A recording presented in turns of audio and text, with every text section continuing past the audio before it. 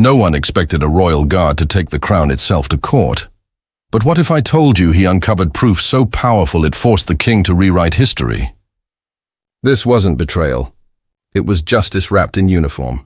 What he revealed inside those palace walls changed everything forever. Stay till the end, and don't forget to like, comment, and subscribe for the full truth. They thought the abdication would wash everything clean. New king, new order, new beginning. But truth has a strange way of leaving fingerprints, and Sergeant Alistair Keane was trained to see what others pretended not to. When King Charles signed his abdication papers, the palace went silent. The announcement had been brief, citing age, health, and an enduring wisdom in transition. But what it didn't mention was the storm that followed. By evening, every corridor in Windsor glowed with the pale blue of digital screens. Auditors moved like ghosts through the archives, marking files for transfer. The Queen's Memorial Trust, one of the late monarch's most sacred accounts, was suddenly under review. Keane had been reassigned to the trust's audit team just a month before. He was not an accountant, but the monarchy's eyes and memory, responsible for confirming integrity, every file, every lock, every ledger stamp. When he first opened the financial logs, nothing looked wrong. Each transaction bore an official seal, initials clean, balance sheets aligned. Until he noticed a date, 3 days, after the Queen's Memorial Fund was closed, showing a transfer of £2.8 million to a shell foundation under Clarence House. The authorization signature was CR, but the handwriting was not Charles's. He checked again. The stamp was genuine, but the ink was fresh, too fresh for a record archived a year ago. He leaned closer, reading the account name, the Windsor Heritage Endowment, private. A royal sub-fund, long dormant. Keane frowned. Only one person had access to that signature authority before abdication, Queen Camilla. He did not make a report. He did not speak. He quietly photocopied the page, sealed it in a personal envelope, and went on with his duties. But that night, while reviewing staff access records, he saw something that made his blood run cold. The file had been deleted. Not archived, not redacted, erased. The deletion order came from inside the Office of Royal Affairs, Camilla's personal division. He knew then that this was no clerical mistake. It was misdirection. The following morning, Keane arrived in full uniform, stood before the Crown Asset Committee, and requested permission to launch a private inquiry under Statute 9, Institutional Integrity of the Royal Order. A clause written centuries ago to prevent misuse of Crown resources during transitions of power. The chief clerk looked at him as though he'd just declared war. "You're a guard, not a lawyer." Keane's response was steady. "A guard protects the crown, even from within." The room fell silent. By law, he could not accuse a royal without presenting cause. But under Section 9, he could file a civil claim, not against the monarchy, but against its administration. A lawsuit for mismanagement, demanding that all disputed funds be returned to the Crown Treasury pending investigation. He filed it himself. In uniform, signed Sergeant Alistair Keane, Coldstream Guards. And for the first time in British history, the defendant on a Crown integrity case read, Camilla Rosemary, Queen Consort. The first shockwave didn't come from the tabloids. It came from inside the palace. By dawn the next morning, Keane's name was on every internal dispatch list, security officer subject to review. He wasn't dismissed, not yet, but the system had begun to close around him like a tightening net. His access badges flagged amber, his station orders rerouted to a temporary assignment at North Quadrant Checkpoint. Far from the financial wing, to outsiders, it looked like routine reshuffling during transition. Inside, everyone knew what it meant. He had become a liability, the whisper network in royal circles.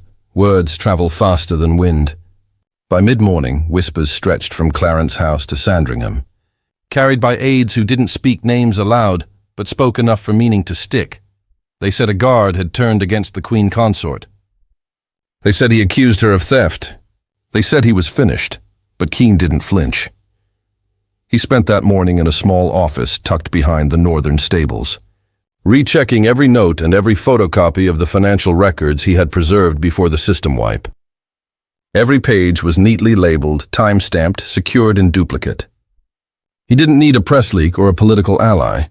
All he needed was truth and time, and perhaps, he thought, someone still loyal to the idea of service. That someone appeared in the form of Lieutenant Maeve Hollis, one of the few senior guards assigned to the Treasury wing before the abdication. She entered his temporary post unannounced, uniform pressed, expression unreadable. "I heard you filed it." Keane didn't look up. "Rumors spread fast. It's not a rumor," she said. "It's a rebellion, if the wrong person says it out loud." He finally met her eyes. "Then let's hope they whisper." Hollis sighed, stepping closer. "You're not wrong. The records were moved. But a lawsuit? Against her?" He nodded once. "If the system is clean, the court will prove it. If it isn't, the truth will." She didn't answer. Instead, she reached into her coat and set down an envelope. A printed internal memo stamped Office of Crown Transition, Priority Internal Use. Inside it, one paragraph had been circled in red, effective immediately. All audits related to the Queen's Memorial Trust are to be sealed until reviewed by the new sovereign. Hollis's voice lowered. "That was filed yesterday, 2 hours after your claim went public." "So they're freezing the evidence," Keane said. "They're burying it," she corrected. "And if they do, your claim collapses before it reaches hearing." Keane folded the memo slowly. "Then I'll unbury it." The press stirs by afternoon. One photograph leaked. Keane leaving the Royal Legal Office with a manila folder tucked under his arm. It ran on social feeds within an hour. Royal Guard files case against consort amid missing millions. Within 12 hours, the palace released a one-line statement. "The Crown remains confident in the integrity of all royal financial affairs." That was all. But silence was the loudest denial of all. By nightfall, reporters gathered outside Buckingham's west gates, shouting questions that echoed across the courtyard. Did the guard act alone? Has King William responded? Where is Camilla? Inside, the Queen Consort hadn't left her private suite since dawn. Her press secretary stood guard at the door, intercepting calls from every network in Europe.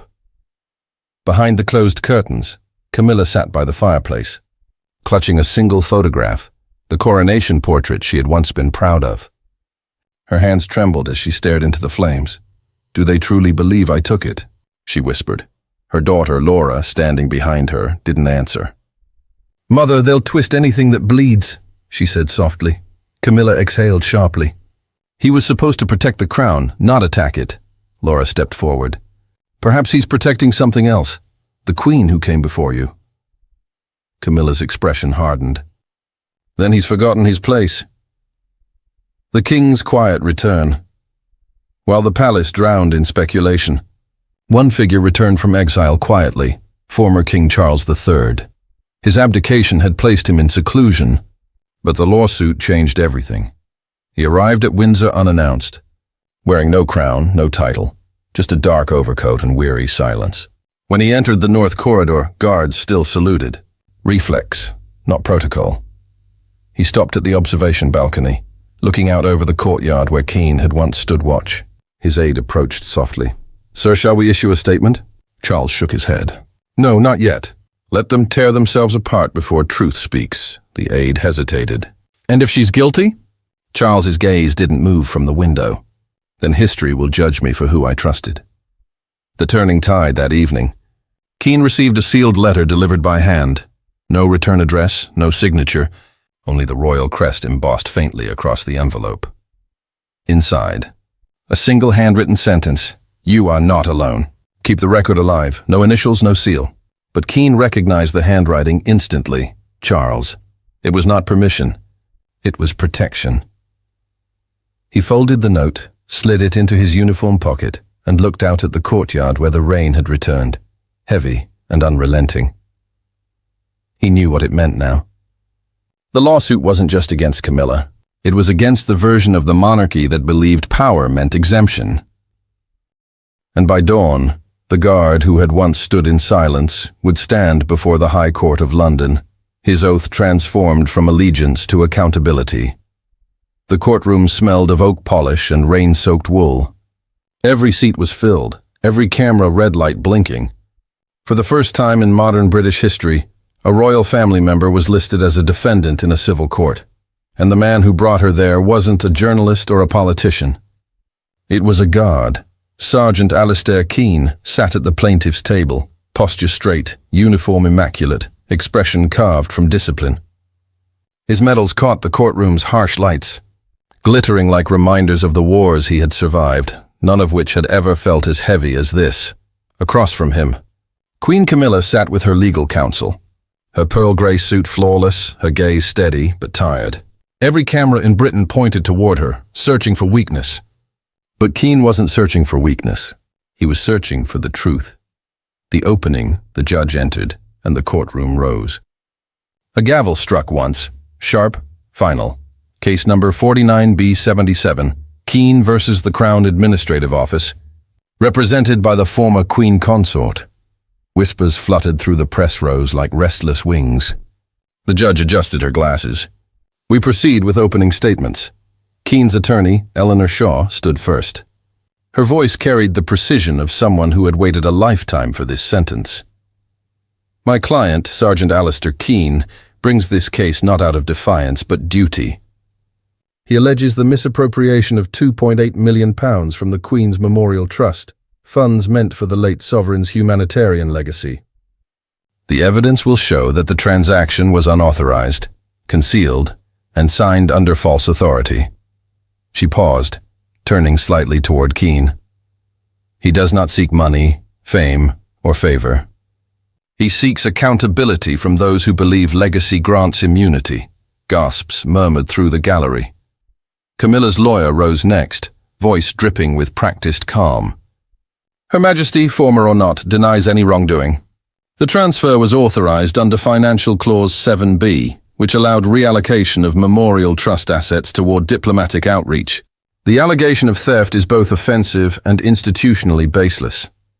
Camilla's expression didn't waver, but her gloved hands tightened slightly on the table.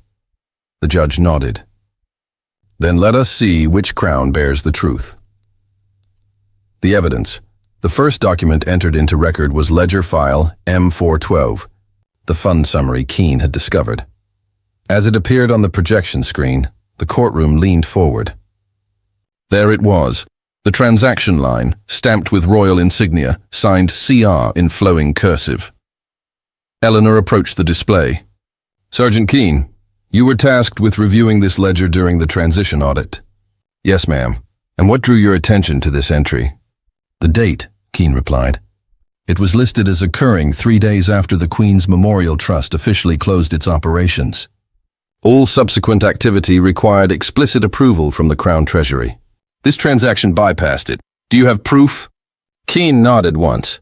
The authorization trail. The record shows no Treasury verification code. It was input manually. Eleanor handed the printed version to the judge. Your Honor, the Crown system has automated oversight for royal accounts. Manual entries are restricted to 2 individuals, the reigning sovereign and the Queen Consort. The judge turned to Camilla's side. Defense? Her lawyer stood.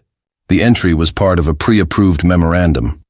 A clerical delay created a discrepancy in the date, nothing more. Eleanor raised a brow. Then perhaps the defense can explain why the file was deleted from the Crown database 2 days later. The room fell silent. Camilla's lawyer froze. Deleted? Eleanor stepped forward, holding up the printed audit trail. Recovered from the server log, entry removal command originating from Clarence House, Office ID CM. The gallery erupted. The judge's gavel thundered twice. Camilla lowered her gaze for the first time. Her lawyer stammered. We'll verify that claim. You'll have the chance, the judge said curtly. Proceed. The witness next came Lieutenant Maeva Hollis, sworn in under oath. Lieutenant, you served under Sergeant Keane during the audit period. Yes. Did you see anything unusual?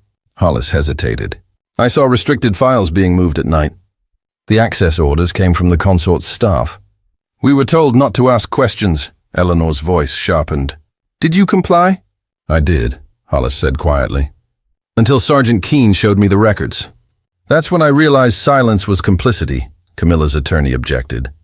Speculation and hearsay. Sustained, the judge said, but the damage was done. The words, silence was complicity, hung in the air like a verdict of their own. The turning point as the day stretched on, rain tapped faintly against the tall courtroom windows. Cameras caught every detail, the tension, the glances, the unspoken battle between loyalty and conscience. And then, just as Eleanor was about to rest her case, a clerk entered carrying a sealed envelope marked with the royal crest. The judge raised an eyebrow. "What is this?" The clerk bowed. "Delivered by royal courier. Addressed to the court. Signed by King William V." Every head turned. The judge broke the seal and unfolded the parchment. The silence that followed was absolute.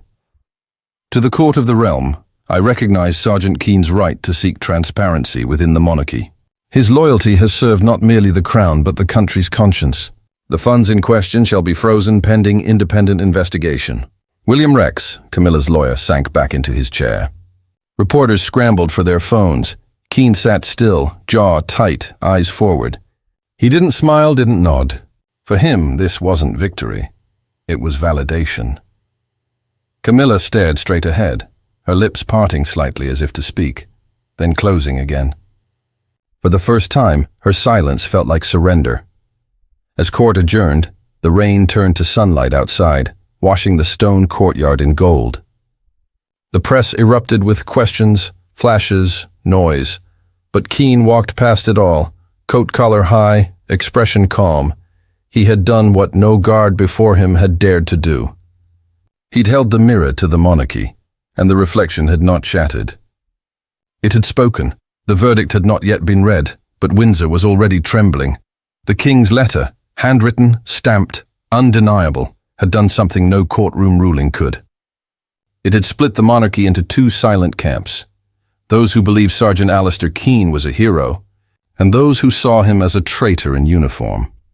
Outside the palace gates, reporters called him the guard who sued the crown. Inside, whispers carried his name like it was a forbidden prayer. He didn't seek attention. He didn't want headlines. He wanted closure.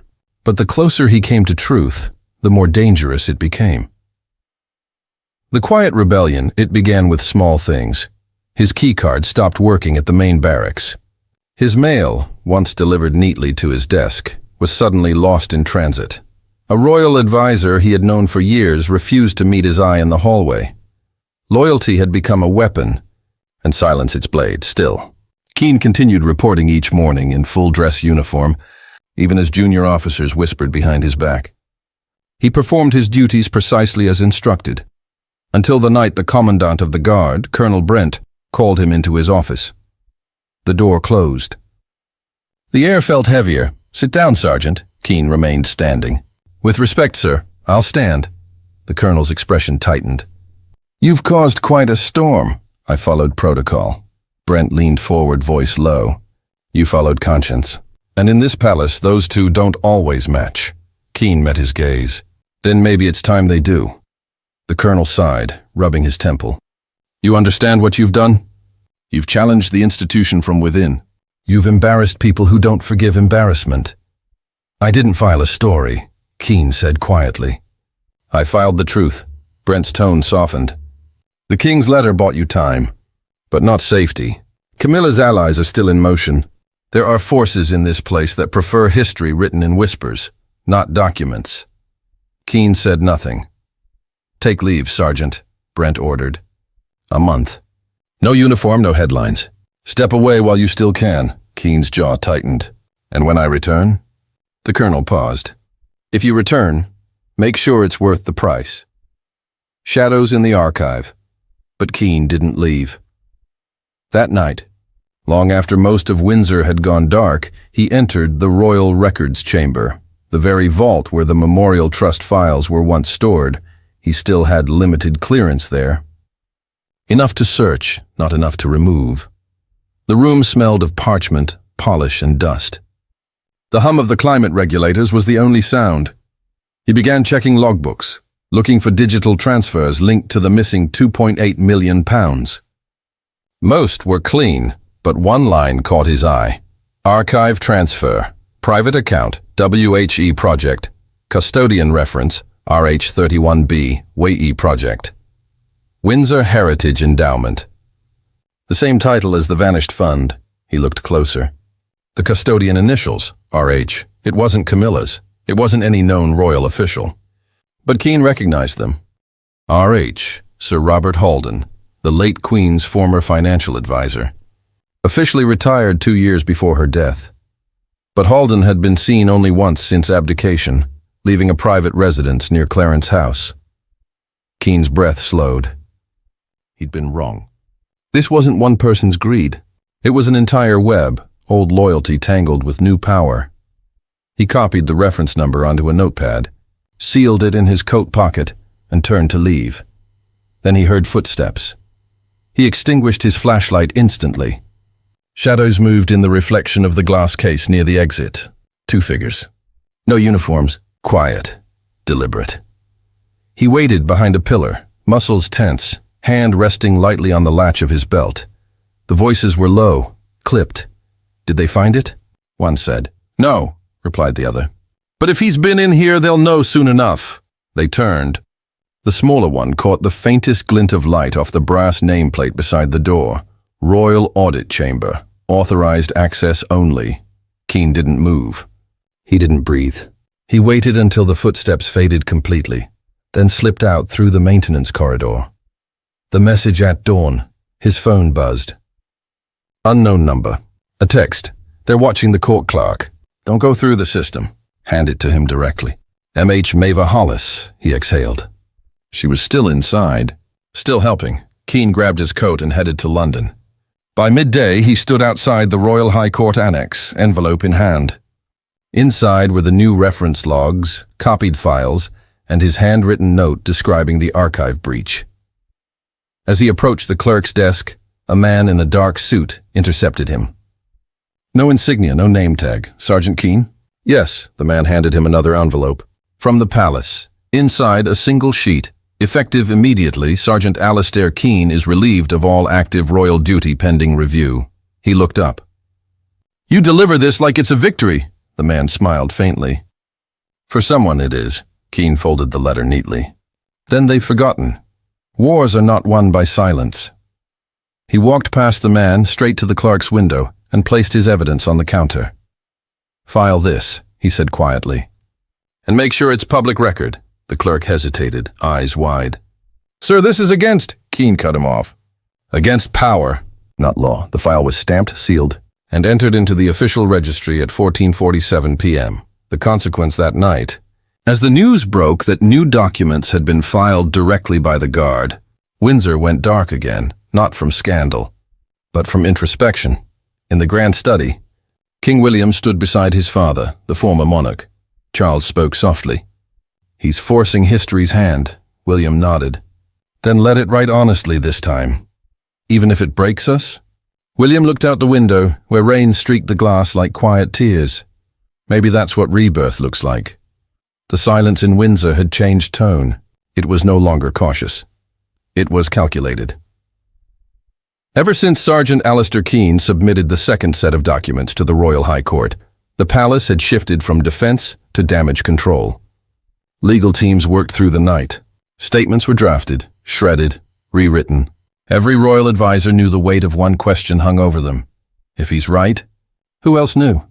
The monarchy had weathered scandals before, affairs, letters, betrayals, but never a lawsuit from within its own ranks. The man they once trusted to guard their gates now stood on the other side of the wall, holding the truth like a weapon forged from loyalty. And for the first time, the monarchy didn't know how to fight back. The divide. The next morning, the Royal Communications Office sent out a statement claiming a procedural misunderstanding had caused clerical confusion regarding the Memorial Trust's records. But inside the palace, no one believed it. Several senior guards refused to take their posts near the East Wing, where Camilla still resided. Others asked for reassignment to Balmoral or Sandringham, quietly admitting they no longer trusted the orders coming from Clarence House staff. Whispers spread like smoke. Some said the king's patience had cracked. Others said he was waiting for proof that his mother's memory was being tarnished by the very people sworn to protect it. Keane knew all of it. He read the statements, watched the news scrolls, and remained silent. He wasn't after punishment. He was after correction. But as the institution crumbled from the inside, something began to shift outside. A public awakening. The public awakens. Within 48 hours, the story flooded social media. Hashtags trended across continents. The guard who spoke. Royal truth. Justice for the Queen. For years, the public had adored the monarchy's pageantry, but questioned its transparency. Now they had a symbol. A man in uniform who risked everything, not for rebellion, but for honesty. Even retired guards began releasing quiet statements to the press. Keane represents the oath we all swore, not to the family, but to the truth of the realm. Within 3 days, petitions circulated demanding a full independent audit of all royal charitable trusts. Parliament could no longer ignore it. A committee convened an emergency hearing. Meanwhile, the royal family watched from behind the same gilded walls that had hidden centuries of secrets. Walls that no longer felt protective, but exposed. The confrontation that evening. Keane received an unexpected summons. Private meeting, royal apartments, 9 p.m. He arrived promptly. Uniform crisp, boots polished to mirror shine. 2 palace aides escorted him through a maze of silent hallways until they reached a tall set of oak doors. Inside sat King William V. The young monarch rose as Keane entered. "Sergeant," he began, voice steady but laced with fatigue. "You've caused quite the reckoning." Keane bowed slightly. "Your Majesty, I caused a reflection." The king gestured for him to sit. "You've given me no choice but to face what we've all avoided. That power without scrutiny breeds decay. But you must know this. The people are not calling for justice anymore. They are calling for blood. Camilla's name. It's everywhere." Keane met his gaze. "My intent was not humiliation. It was preservation. If corruption reaches the crown loses meaning." William studied him, eyes searching for anger but finding none. "And what of loyalty? What of silence? The one thing that keeps this institution standing?" Keane's voice did not waver. "Silence is not loyalty. It is permission." The king sat back, the weight of those words sinking deep. "You sound like my grandmother," he said softly. "She used to tell me, duty begins where comfort ends." Keane stood. "Then I suppose I am finally doing my duty." The Queen's fallout. That same hour, in the dimly lit parlor of Clarence House, Camilla sat alone with her daughter Laura. The flicker of the fireplace danced across her pale face as she read the latest parliamentary briefing. Independent audit. Public oversight. Removal from active foundation leadership. Each word was another thread unraveling. Laura placed a hand on her shoulder. "You could end this, Mother. Admit the error. Call it oversight," Camilla's voice cracked. "And confirm to the world that a common guard uncovered what I denied? No, I built my life surviving the whispers. I will not drown in them." Her daughter's tone softened. "It's not whispers anymore. It's thunder." Camilla turned her face away. "Then let it rain." The leak 3 days later. A whistleblower sent an encrypted email to the press, containing full scans of the memorial trust transfers, correspondence logs, and authorization notes bearing Camilla's signature. The story broke before dawn, BBC. Headline: Royal audit confirms missing millions, funds routed through private channels. Camilla's lawyers resigned hours later. Her publicist followed. She remained secluded, refusing to comment. In Westminster, the Parliamentary Committee opened formal proceedings for royal asset reform, citing Keane's case as a historic act of patriotic integrity. But inside Windsor, not everyone celebrated. Half the staff resigned. Several guards were reassigned. And for Keane, the silence grew heavier, because in truth, he had not only unmasked corruption, he had broken a sacred code. The weight of victory late that night, Keane stood once more before the gates of Windsor Castle. The same gates he had guarded for years, through coronations and funerals alike. The iron bars gleamed under soft rainlight. Behind them, the crown slept uneasy. A small voice in his mind whispered, "You won." But it didn't feel like victory. It felt like loss. He had saved the monarchy's soul, but shattered its illusion. The storm had passed, but the kingdom still trembled from its echo. For weeks, Britain had lived under headlines that felt heavier than history. Queen Camilla under investigation. Royal Trust audit completed. Sergeant Keane, the guard who challenged the crown. And now, as the world waited for the king's response, one question remained unanswered. What becomes of the man who tells the truth when truth endangers the throne? The answer came on a cold, silver morning in late December, the day of the king's address to the realm. The king's address, the great hall of Buckingham Palace, stood silent, except for the slow, rhythmic tick of the grand clock above the balcony. The cameras were ready. The lights glared bright against the polished marble floor. Every reporter knew history was about to turn a page. When King William V stepped forward, there was no crown on his head, no robe, no scepter, just a tailored black suit and a look that carried the burden of legacy. "My people," he began, voice steady but raw.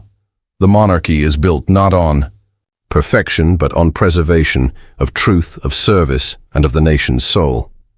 He paused, glancing toward the empty front row chair, the one reserved for his stepmother, Queen Camilla. Recent revelations have shaken this house to its foundations. We have been reminded that even among crowns and ceremonies, humanity remains our greatest strength and our greatest flaw. He reached into his pocket and withdrew a folded letter. "This," he said softly, "is a statement written by Sergeant Alistair Keane. I have been granted permission to read it to you." He unfolded it carefully, his voice lowering as he began to read. "I have never sought to destroy the crown, only to remind it what it was meant to stand for.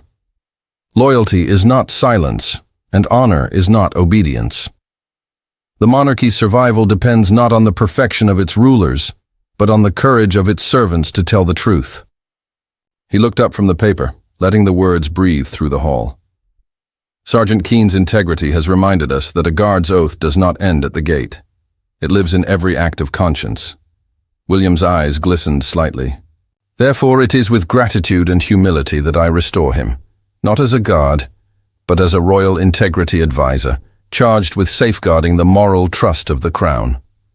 A collective gasp rippled through the press. And then quieter, more personal. "As for the former Queen Consort, she has formally withdrawn from public duties. Her statement acknowledges errors of oversight and a desire for peace." He folded the letter. "The crown endures, not because we are flawless, but because we choose to learn." The cameras clicked like rain. History had just been rewritten. Again. The meeting later that evening, behind closed doors in Windsor's private library, William waited beside the fireplace as Keane entered. The guard, still in his uniform, saluted formally. "Your Majesty." The king motioned for him to sit. "I imagine you did not expect this ending." Keane shook his head. "I did not do it for endings, sir, only for truth." William studied him quietly. "My grandmother would have liked you. She believed in quiet strength." Keane allowed a faint smile. "She taught that to all of us, whether she meant to or not." The king's gaze drifted toward the window, where London's skyline flickered through fog. "Do you know the hardest part of wearing the crown, Sergeant?" "No, sir." "It is realizing that power doesn't corrupt. It isolates. You stop hearing truth because people start speaking only what you want to hear." You ended that silence. Keane lowered his head slightly. "I just followed the oath." William's tone softened. "And in doing so, you gave the monarchy its soul back." They stood. The king extended his hand. "From this day, you answer. Not to me, not to protocol, but to the principle that kept this institution alive. Accountability." Keane took his hand. "Then I will serve it until my last breath." The farewell months passed. Camilla quietly relocated to her family estate in Wiltshire, away from cameras, away from noise. No formal charges were ever filed, only the weight of memory left to settle in silence. King William began a series of reforms, Transparency Acts, annual disclosures, and open access to royal charitable accounts. For the first time in centuries, the monarchy was no longer shrouded in secrecy, but illuminated by scrutiny. And in the heart of it all, working behind the scenes, was Alistair Keane, the man who had turned his uniform into a symbol of truth. He refused interviews. He declined fame. But on certain evenings, he walked the outer walls of Windsor again, pausing beneath the same archway where his journey began. Tourists passing by never recognized him. To them, he was just another soldier on duty. But the few who looked closely saw it. The quiet pride in his eyes, the calm of a man who had carried the truth and survived it. The legacy years later, when a young recruit asked the commandant why there was a plaque under the east gate reading "Honor begins with honesty," the officer smiled. That, he said, was Sergeant Keane's motto. He taught us that guarding the crown isn't about protecting power. It's about protecting the people who believe in it. The recruit nodded. And where is he now? The commandant looked toward the horizon where Windsor Castle glowed under the last streaks of sunset. Right where he's always been, standing watch, even when no one's looking. Epilogue. The Eternal Guard, a century later, a historian discovered a forgotten journal in the royal archives. Its final page contained a single entry, written in neat cursive. Truth never betrays those who serve it. The crown may rest on royal heads, but its weight is carried by the loyal hearts beneath it. Alistair Keane, Royal Guard. If you believe truth is the highest form of loyalty, then, like this video, share your thoughts in the comments and subscribe for more stories that prove courage never fades. Because crowns may shine, but it is honesty that makes them worthy.